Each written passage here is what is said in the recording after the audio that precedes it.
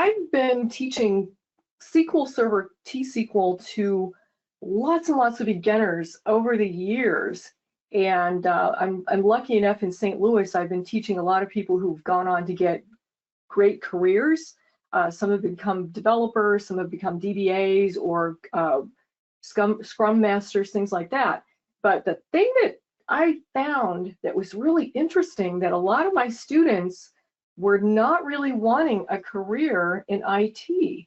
What they were doing is improving their skills for their current job.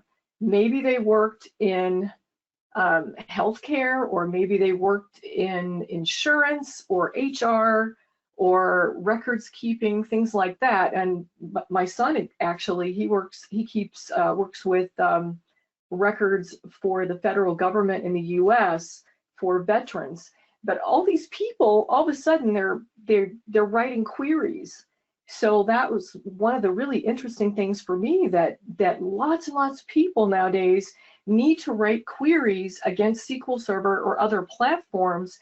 And it's not that they necessarily want to work in IT. I've had a lot of people that do, but probably a good 25% of the people that I've taught over the past few years just need this for their current job. So it's an up and coming skill for sure. And I'm going to go through a few definitions. I'm going to assume that you haven't really had a chance to touch SQL Server, or maybe you've run some queries that somebody else gave you. So I'm just going to go through a few definitions first. You might hear RDBMS. Hopefully I didn't leave a letter out of there. I have the tendency to do that on that one. That just means the relational database management system, like a SQL Server or an Oracle Server or Teradata, all these different, I'm going to say big systems, not necessarily Access or Excel, even though I don't really think Excel is a database. Some people do. SQL Server, well, what is SQL Server? That's Microsoft's brand of an enterprise level RDBMS. This is something that I've worked with for over 20 years, and this is, to me, this is where data should go. SQL or SQL, you'll hear all the cool kids calling it SQL. You'll occasionally hear people say SQL. That stands for Structured Query Language.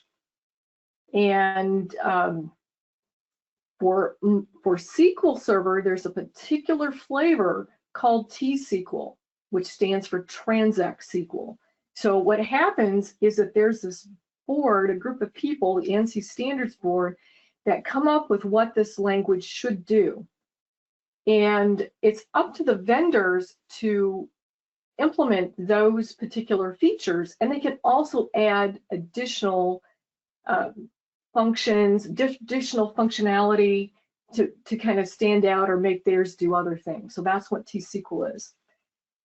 To have SQL Server, well, things are kind of different. I'm not going to talk about the cloud, because I can have a SQL Server database running in the cloud without the infrastructure, but typically you have an instance, which is all the files and settings and the service setup, everything set up that you need for SQL Server to run. That's an instance. And you can have more than one of those on a computer. And finally, inside an instance, you can have one or more databases. So this is where all the objects live that you think about when you're working with data. So I got a few more definitions. A table. This is where we hold the data that we think about in a database. It's got columns and rows. It looks, conceptually, it kind of looks like a spreadsheet. Now, under the covers, data's not stored that way, but as humans, we can think of it kind of like a spreadsheet. A column is one particular, really there's no other word there, but column is like a vertical group of cells, and there's all these rules about what can go there. And SQL Server enforces whatever rules that we put into place. And a row is each record in that table. There are lots of things called constraints that define what's allowed. For example, maybe I have a column that I say I only want integers, and I only want integers up to the number 10. SQL Server will enforce those rules. The way to identify any particular row is with what's called a primary key. And I can also have another type of key called the foreign key that points to another table. And SQL Server will enforce those relationships. Another thing that we have in SQL Server is a thing called schema. Schema is kind of a weird word. There's several definitions, but in this case, I'm talking about the fact that it can be used as a container to organize objects. I can have a schema, and inside that schema, I can have tables and the other types of objects that make up a database. So very quickly, this is what it would look like if I had a server called my server and I had two separate SQL Server instances installed, and on one of them I'd have 3 databases, and on the other I have 1 database. This is what a create table statement looks like, and when we talk about tables, often if we want to tell someone else what this table looks like, we often kind of send the create table statement around to each other, like on forums and things like that. And this is what the data looks like once I query that. Oh, can't see that. Once I query that, this is what the data looks like, at least to the human. Very quickly, if I have this definition, there's the schema or that container. There's the table name. I can have special columns like identity columns. This one starts at 1 and increments by 1 every time you add a row. I can have constraints. For example, this is saying I can never leave department ID blank. It must always be filled in. I can have data types that specify what type of data can go in there and how much or how many. So for example, that small int, I believe it only goes, I probably am wrong. I never like memorizing things, and I'm thinking it's maybe negative 255 to positive 255. I'm probably wrong there because I just don't like memorizing things like that, because I can always look them up. And this is a primary key definition. So this is saying, hey, there is, you know, we want to make sure that this is a way to, the department ID is the way that we're going to identify a row in this table.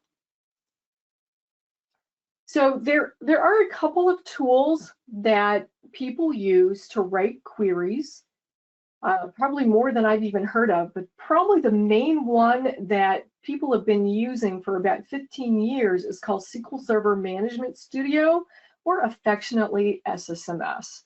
That's what we like to call it. There's another new one that's been around for a couple of years called Azure Data Studio, and Microsoft it's kind of cool because that one will run on Linux and Mac as well as Windows. So that's a really big benefit, and there's a lot of things that it does that SSMS doesn't do, and vice versa. I'm going to stick with SSMS for this one just because it's got a lot of cool little shortcuts that you can use. And I'm going to go ahead and give you a quick demo of that. And I'll bring up Management Studio, and I'm going to open up a new query window, I think. There it is. And if I'm looking at my instance, here's my instance up here. I have lots and lots of databases. I have lots of sample databases because I do a lot of teaching and demonstrating. So if I open up this database and find my list of tables, you can probably see that there's this 2-part name. For example, human resources is the schema and department is the table name. So one thing that I can do is right-click and say select top 1000 rows. When I do this, SQL Server will write a query for me and run it. Now, you have this same functionality if you use Azure Data Studio. And Azure Data Studio, just because it has Azure in the name, doesn't mean it only connects to databases in the cloud. It can connect to ones on your laptop or inside on premises in your company. So this wrote a query for me. Don't worry about what that query says. I'm going to tell you in a minute the different parts of a query like this. Another thing that I can do, I'm going to delete this part, and I'm going to expand this and just click the word columns, and I'm going to drag the word columns over. Boom. That brought the column names over for me, and I could just get rid of ones that I don't want to use. There is also a query designer. I tell people, if you have to, let's see if I can find it. There we go. If you have to use it to get started, that's fine. I'm sure that back whenever I got started, you know, over 20 years ago, I was using things like this to help me, but I would say don't get used to it, because if you're doing this in your job, you're going to need to be able to just write the queries, because query designers, they have limitations, and you're not going to be able to do anything complex. Another thing that you can do is right click and script out the definition. That's really handy in SSMS. And another thing that is very cool is that you can use this thing called IntelliSense to help you write a query. Bring up a new query window. There is IntelliSense built in. There are also really cool tools like SQL Prompt that are kind of like IntelliSense on steroids. But let me just show you what I mean. Did you notice how it's popping down, giving me a list of all of the things that are available? And I'm not sure, I'm so used to, I think that is SQL Prompt. I'm going to turn SQL Prompt off for a second so you can see the built-in IntelliSense. Actually, let's do this. So there's my list of, so it's, you know, save you some time writing. So what I'm going to do is go back to the slides and move on to actually writing some queries. Oh, there's a list. If you want to download the slides, I'll put them on my site, which is auntkathysql.com. I'll put that at the end. And also, I will turn them into the organizers, because they may have one place that they're going to collect all of these things. So this is some SSMS. These are the things that basically I just went through. And let's look at the select statement. So a select statement is a command that I'm going to use to tell SQL Server the data that I need. What is the data that I need? So this particular one starts with the word select, and I'm using this thing called a asterisk or a star. I've also heard it called splat. I think probably a lot of people, when they're talking about SQL Server, will say star. And that's, in this case, what this means is that I want all the columns in that table. That's a really easy way to write a query. I do that occasionally if I'm doing a development type work. I don't ever turn code in like that. And the reason being is that there are some performance issues that can come up, or you know, your code can break if things change in the table. There's a lot of issues. So this is just not a cool thing to do.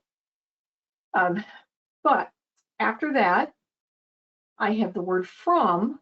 So this is a clause, the from clause, and I have to tell it where I'm getting my data. So then I have my table name. I also have here a semicolon. In some cases, you must have a semicolon when you're writing T-SQL. Microsoft has said in the future someday they're going to require it. I kind of doubt that would happen, because then code would break all over the world. But yesterday I heard where they're making, in Word, making 2 spaces, not good anymore. So who knows what will happen. So I say get in the habit of that. Before I move on, I forgot to ask Ben if there were any questions so far. So let me ask that before I jump into the next slide. So no questions that you need to answer. There's a couple of people that were like asking again for your website and stuff, but I will answer that. So all good. And Yeah. by the way, a small int goes to 32,007 something. I just looked that up in between because when we were talking about the small int earlier. Sorry for the distraction. I will mute myself again. Oh, the small int. The small yes. int is 32,000. Yes. Okay. So tiny int would be obviously, 255. Yeah, I probably tiny int is up to 255, but no negative. Yes. Okay. Yeah, I do the same thing like you. I will Google that stuff because why would you need to remember? But anyways, back to you. Yeah. Okay, thanks. Yeah, I hate memorizing things. All right. So this one here is another select statement. And this one is written better because I'm specifying the columns in the table. I'm saying exactly which ones I need. Okay. So this one returns all the rows in the table, but only those 3 columns. All right, so let's take a look at some real statements and how they look. So I'm going to close some windows here. And let's see, way back over here. I've opened a lot of windows. Okay, first of all, I've got this statement at the top called use. This is a statement I can use to move to different databases, to connect to different ones, or I can always select them from this box up here. And this word go, that is what's called a batch separator. Go doesn't really do anything except kind of set up scope. There are things like variables we're not going to talk about today, but certain things will not carry over from one batch to another. For example, if I have 3 batches and I'm going to run them at once and there's an error in one, only that batch with the error will not run the other 2 well. Okay, so here is a query. If you remember that star means select all the columns from this table. So I'm going to run it and notice that I'm selecting just that query that I want to run instead of running everything. I have the tendency to do that all the time, even if I have only one query, because I've surprised myself when I thought there was one query and there were actually more in there. And this is the results you get back. So I'm doing this in SQL Server Management Studio, but you could have an application that you wrote yourself or a report that could send a command like this to SQL Server, and SQL Server would send that data back. Here's another table. Select star from, or I should say another query against another table from person. So here's that particular table. Notice that I don't have the data kind of all goofy where I have a phone number in the first name column or things like that.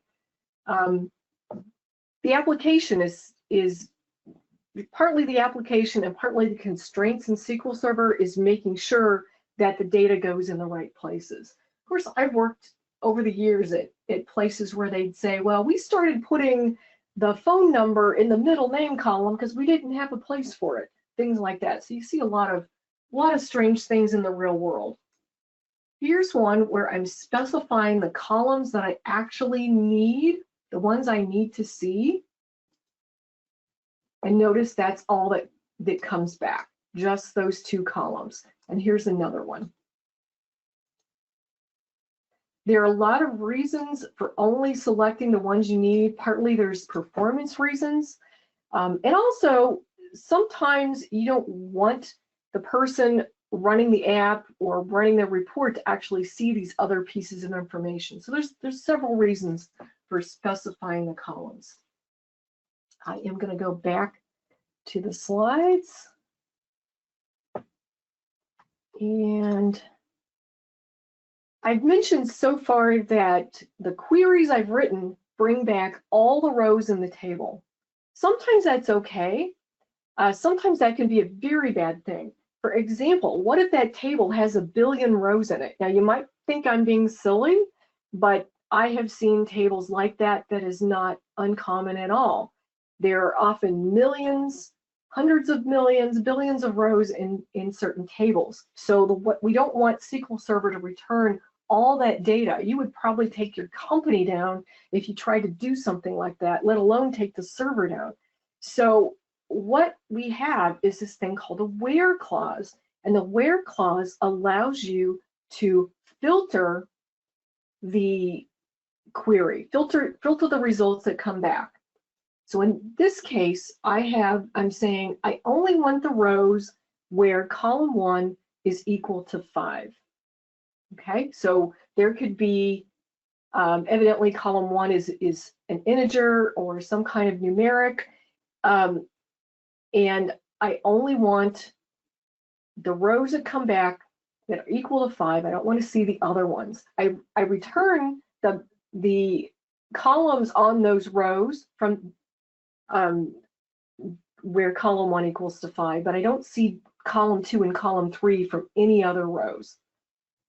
Okay. Ben, any questions before I go to the next slide? No, you're good to go ahead. Okay. Where clause, let me pop back just a minute.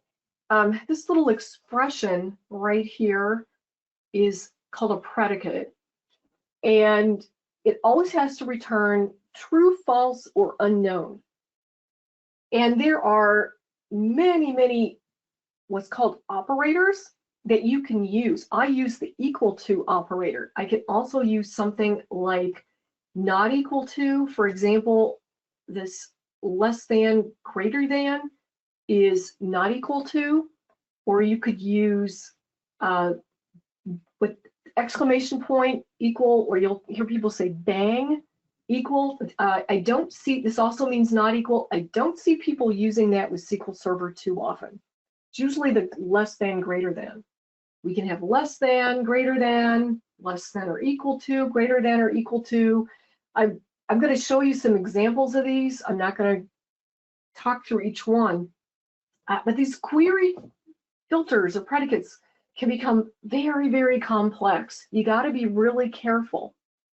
You can combine, you can have and or, you can negate the meaning of one.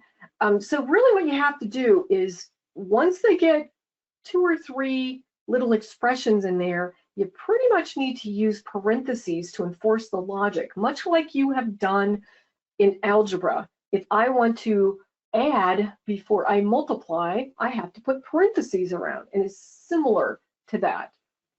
So I've often, not often, but I've seen it happen where I have had a query with a where clause, and then the manager comes in and says, let's filter on this other thing, and just adding one more, if I didn't have parentheses in there, broke the query.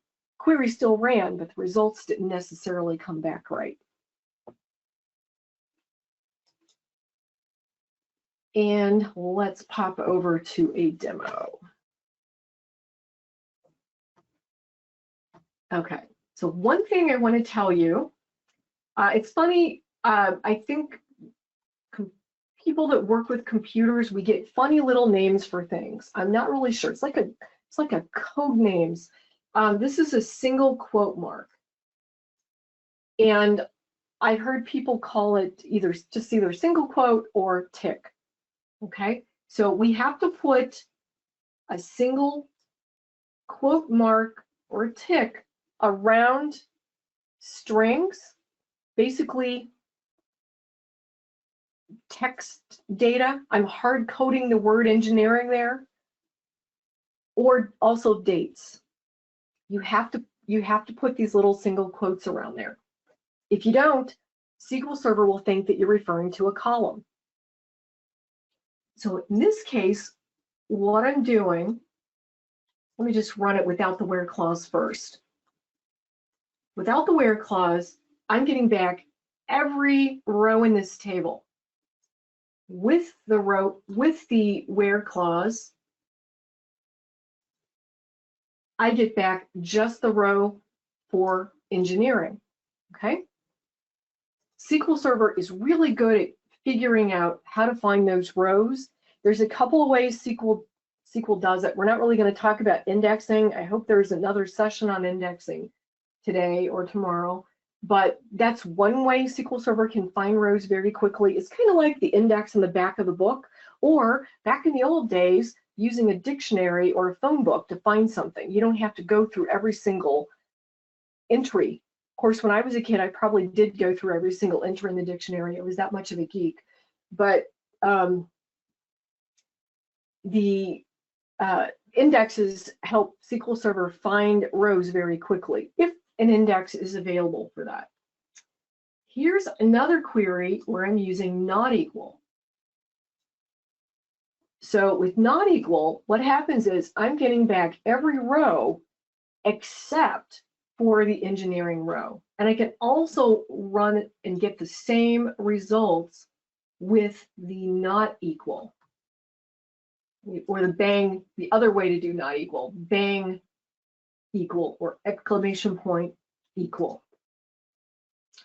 Here's another example. Let's say I was interested in seeing more than just one department ID. I have a list of 3 of them. If I have a short list of items, I can put those in parentheses and use this in operator. So whatever is in that list comes back. I don't know. I don't think I do this too often. I have seen it, but because you kind of got to be careful once this logic gets a little convoluted. But I can use the word not and get the opposite. So here I'm getting 2, 3, and 4. I can get the opposite. See, I've got 1 and I skipped right to 5. There's a between operator.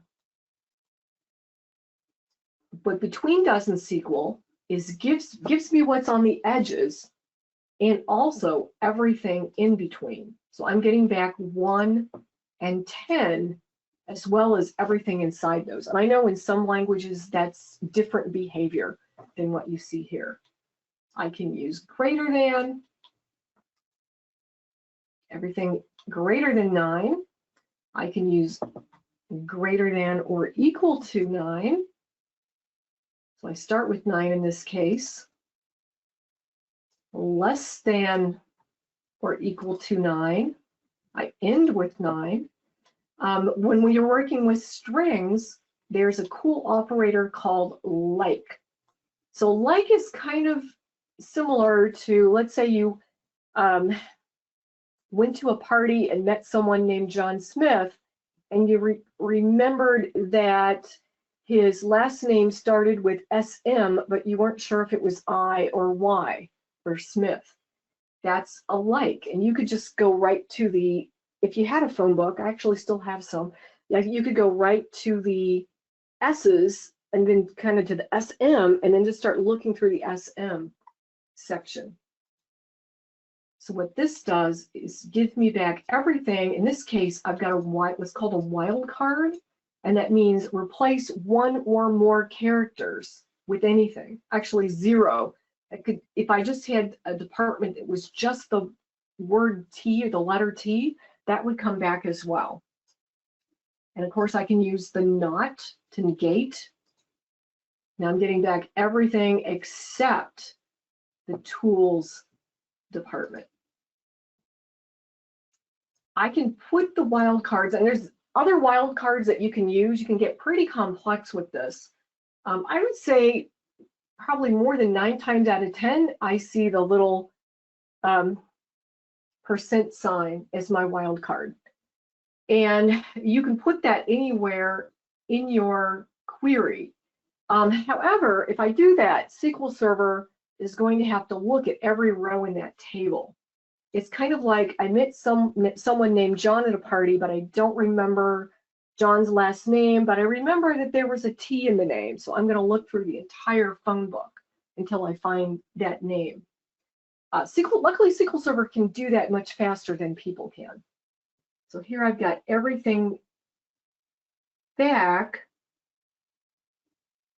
I'm surprised this one didn't come back. Now I'm confused on why that one didn't. Or was that the not like? Maybe it, nope, that was the like. Should be 0 or more, so something's goofy to me unless there's a space there.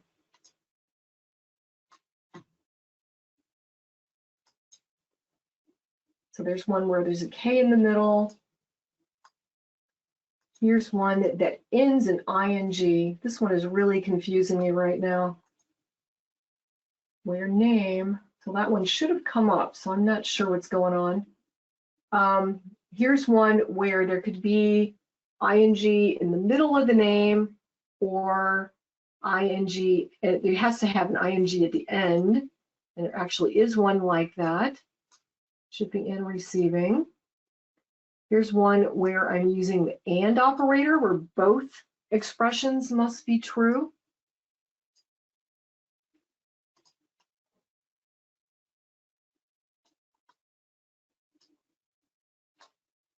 See, so the name is like ing, and the group name is research and development. So I can have these expressions against different columns as well. And here's one that's using the OR operator.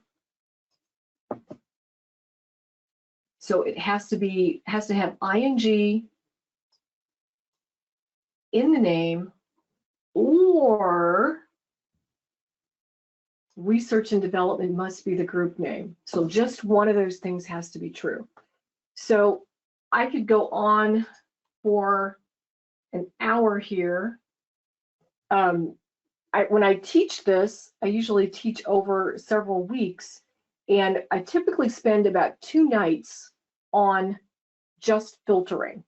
There's that much to it. Let me show you one more, these two examples right here before I move on.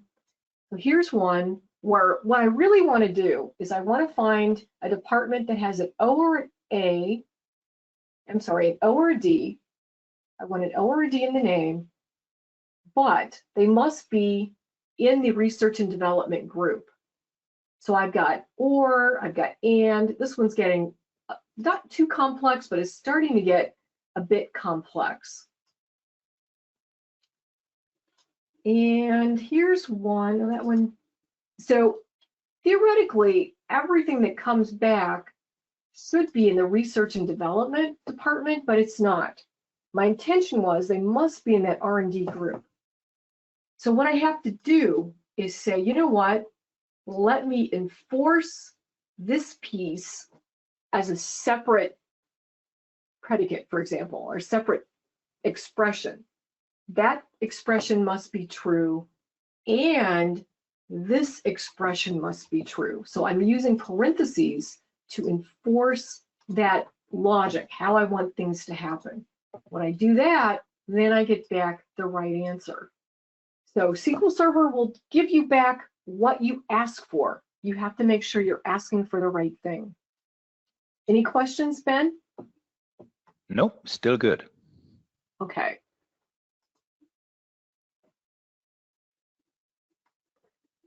All right, there's another interesting concept. How's my time going? Oh, I'm going pretty fast. Maybe I need to slow down. Another interesting concept called null. Okay, so what that means is I'm going to call it a cell being the intersection of a column and a row. When you created your table, or when somebody created the table, if they have allowed nulls, that means you don't have to fill anything in that particular little cell. It can be blank. It doesn't mean that it's 0. It doesn't mean that it's an empty string. And there are some settings you can change in SQL Server to make it behave differently. I definitely do not recommend that. But assuming that you have the default settings, you cannot compare anything to null. And if you involve null in most operations, it negates that expression, basically turns the results of that expression into null.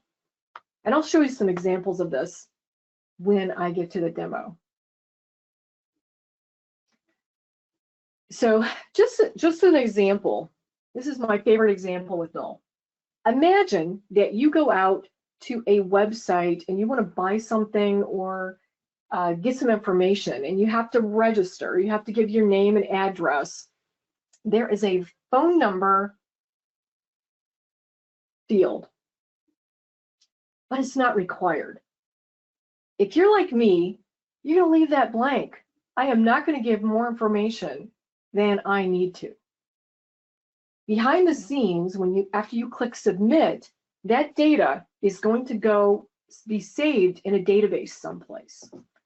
And obviously there is a column, a cell for your row. There is a cell for your phone number, but you didn't supply it, so it gets left as null. Down the road, they want to try to figure out what your phone number is. Is there any way they can do that without asking you? Let's say they have a list of 1 million phone numbers. Can they compare the null in your little phone number cell, your little, intersection of phone number in your row? Can they actually compare your null, I'm going to say, I don't know how other way to say it, to that list of 1 million phone numbers and find yours? Yours might even be in there, but they're never going to know because you can't compare it to null. And it doesn't mean that you don't have a phone number. You have one, it's just not filled in.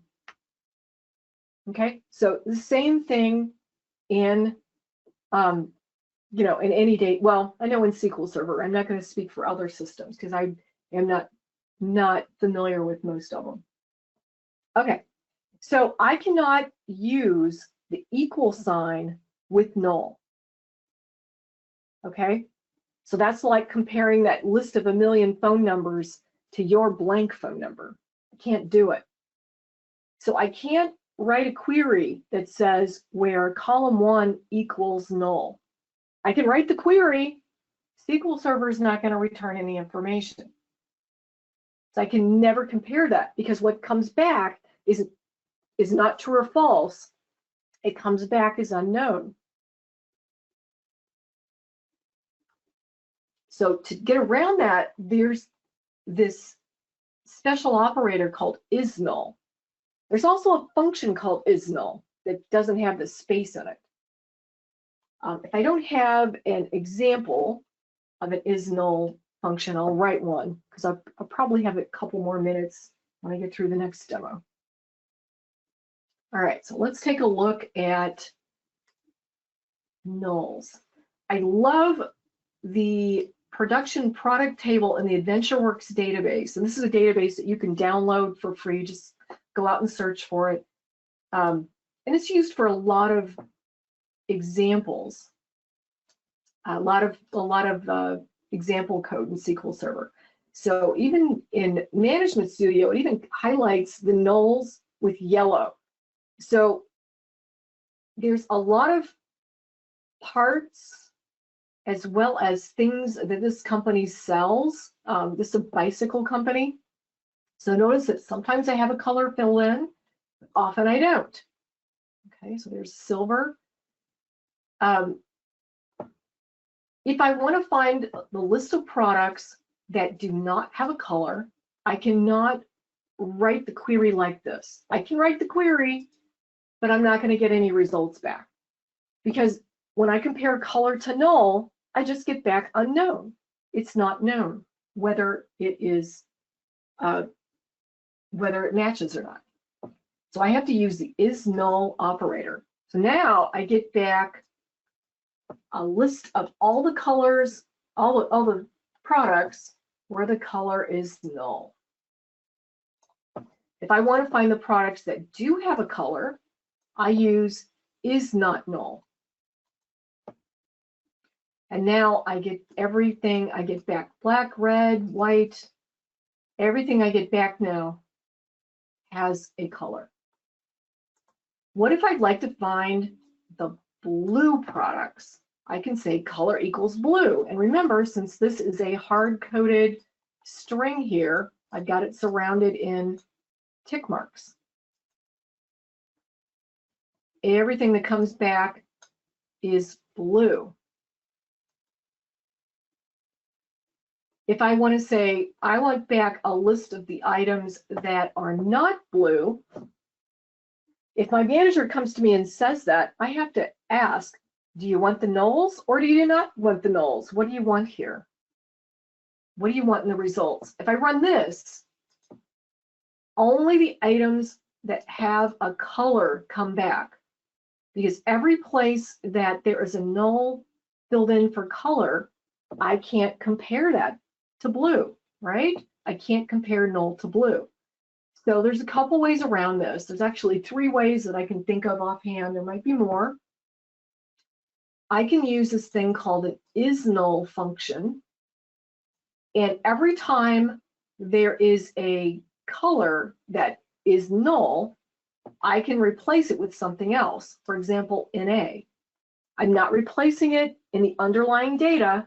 I'm only replacing it inside this where clause, okay? I've had students ask me in the past, does that change the actual table? No, it doesn't. Just temporarily inside the where clause here. So now I get back anything that's null plus anything that's a color. I'm sorry. Anything that's a color except for blue. The blues are not going to come back. Everything except for blue. There's another function called coalesce. I like and dislike this function. I don't, luckily there's IntelliSense because I don't like trying to remember how to spell it. But the cool thing about coalesce is that I can have a list of items. Let me do something interesting here. Let me put the size column here. So what's going to happen here is I can say, is a color null? If it is, let's bring in the size. Is the size null? If it is, let's bring in NA. And I can keep doing that until I run out of items. Not really going to show anything different here, because even if the size comes up, it's not going to be blue. So the results are going to be the same, just to kind of show you. I can do another example if I don't have it in here. And I can do OR. Kathy, sorry, one quick request from one of the attendees. Could you just click away the update notification from SQL prompt so people can see the full footer on SSMS?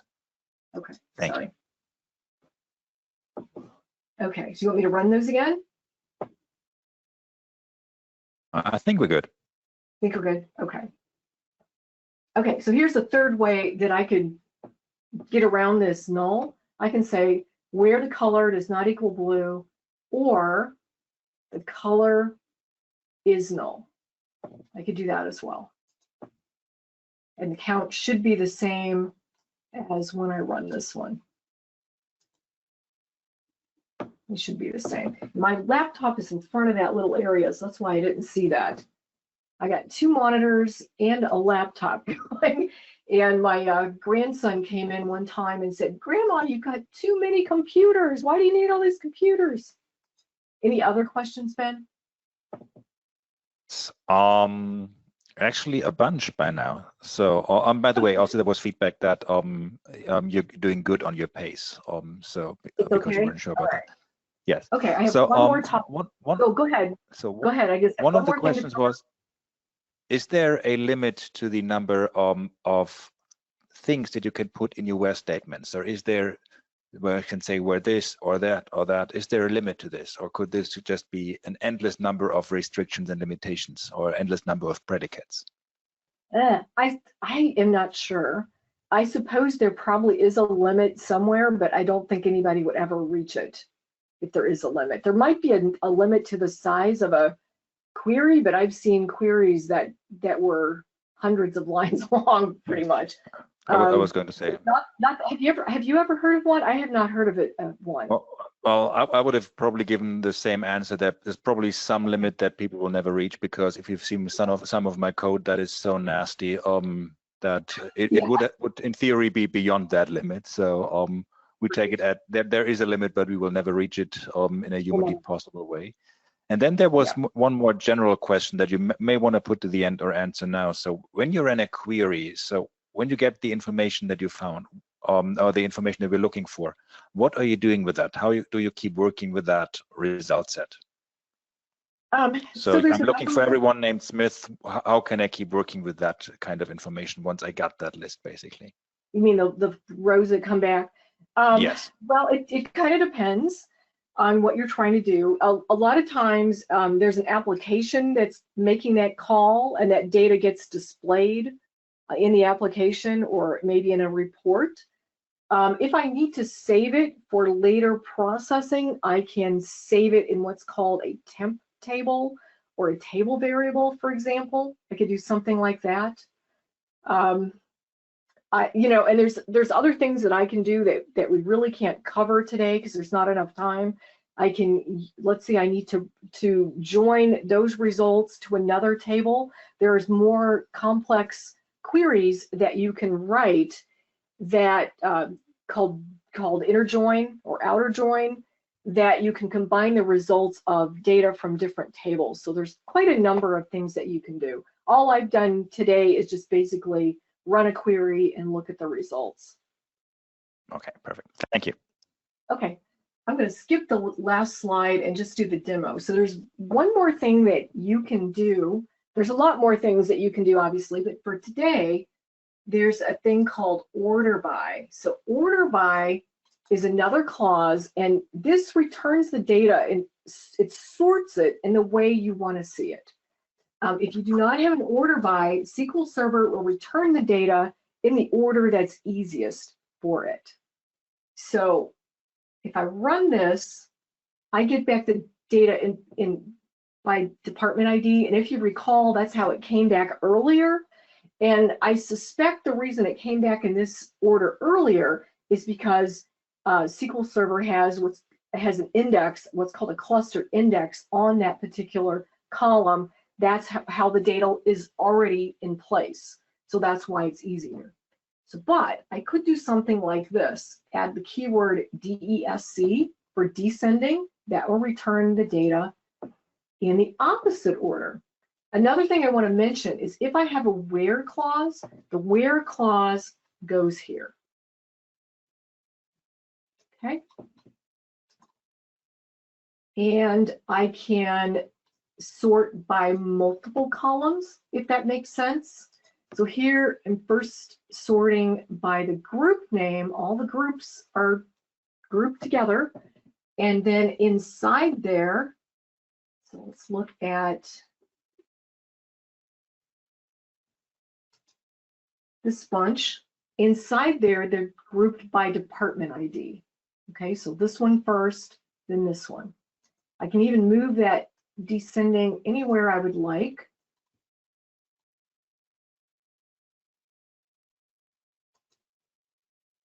And I am going to pop back to the slides really quickly and just show you some resources because I am out of time. I hope you all enjoyed this really fast look at beginning T-SQL. I do have a book out there, and there's lots of other books as well. And I'm working on the 4th edition right now, and there are tons and tons of training courses out there. So hopefully I've whetted your appetite about what's possible. PASS has, hundreds of free recordings out there as well. My website is auntkathysql.com, and you can also find a lot of things that I've written out on Simple Talk. So I was almost perfect on the timing, Ben. Any more questions? No more questions. One of the attendees was kind enough to actually look up the specifications for SQL Server, and it seems like it's most probably 4,096 predicates that a query can have in maximum, which is definitely something you should not hit. Yeah. Yeah. Okay, and then there is one more question regarding your materials from one of the attendees. Okay. Will your first of all, will your slides go to on kathySQL.com? So will they go? Yeah, I'll go ahead and put a little post out there with the slides and the code. Exactly, because the code was the second question. If they get AdventureWorks, would they be able to run your query? Right. So that answers the question before I even asked it to you. And that means you're right on time. If there's any more questions, please feel free to drop them in the questions module, but I don't see anything else popping up again. Stephen, thanks again for taking the time to looking up those restrictions. And thank you so much, Kathy, for being a part of this and for your presentation. Enjoyable as always. Thank you. Thank you.